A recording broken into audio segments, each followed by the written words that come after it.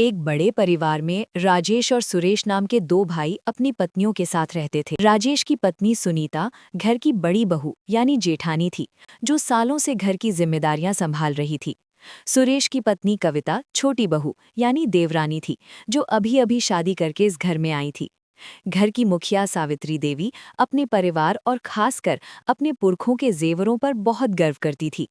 उनके लिए ये जेवर सिर्फ गहने नहीं, बल्कि घर की इज्जत और परंपरा का प्रतीक थे। इस घर में राजेश और सुरेश की बहन पूजा भी रहती थी, जो अपनी बड़ी भाभी सुनीता के बहुत करीब थी।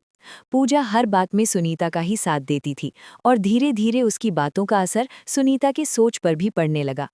शुरू शुरू में सब ठीक था, लेकिन धीरे धीरे सुनीता के मन में ये एहसास बढ़ने लगा कि कविता को ज्यादा इम्पोर्टेंस दी जा रही है। दूसरी तरफ कविता पूरी ईमानदारी से सबका दिल जीतने की कोशिश कर रही थी, लेकिन उसे हर बार अपने आप को साबित करना पड़ता था।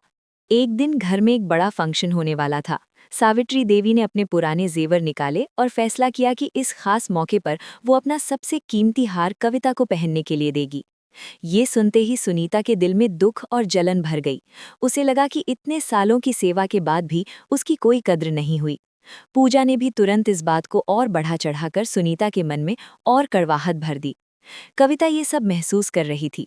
वो समझ गई थी कि एक जेवर की वजह से रिश्तों में दरार आ रही है, लेकिन वो चुप रही क्योंकि वो घर में शांति चाहती थी। फंक्शन के दिन छोटी सी बात पर बहस शुरू हो गई।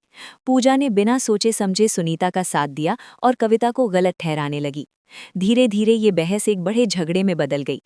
अब बात सिर्फ जेवर तक सीमित नहीं रही थी, बल्कि पुरानी शिकायतें और दुख भी सामने आ गए थे। राजेश और सुरेश दोनों ही परेशान हो गए। सावित्री देवी को भी अपनी गलती का एहसास होने लगा कि उनके एक फैसले ने घर की शांति को तोड़ दिया था। तभी कविता ने एक बड़ा और समझदारी भरा कदम उठाया। उसने चुपचाप वो हार उतारकर सुनीता के हाथ में रख दिया। उसने महसूस किया कि कोई भी जेवर इतना कीमती नहीं होता जितना एक रिश्ता होता है। ये देखकर सुनीता का दिल पिघल गया। उसे एहसास हुआ कि वो दूसरों की बातों में आकर अपने ही घर के रिश्तों को खराब कर रही थी। पूजा भी चुप हो गई और उसे अपनी गलती का एहसास हुआ कि उसने बिना सोचे समझे आग में घी डाला। सावित्री देवी ने भी दोनों बहुओं को गले लगा लिया और मन ही मन ये फैसला किया कि अब वो कभी किसी एक को ज्यादा और किसी दूसरे को कम नहीं समझेगी। पूजा ने भी सीख ली कि हर बात में पक्ष लेना जरूरी नहीं होता। धीरे धीरे घर में फिर से प्यार और समझ लौट आई। ऐसी वीडियोस देखने के लिए चैनल को करें सब्सक्राइब।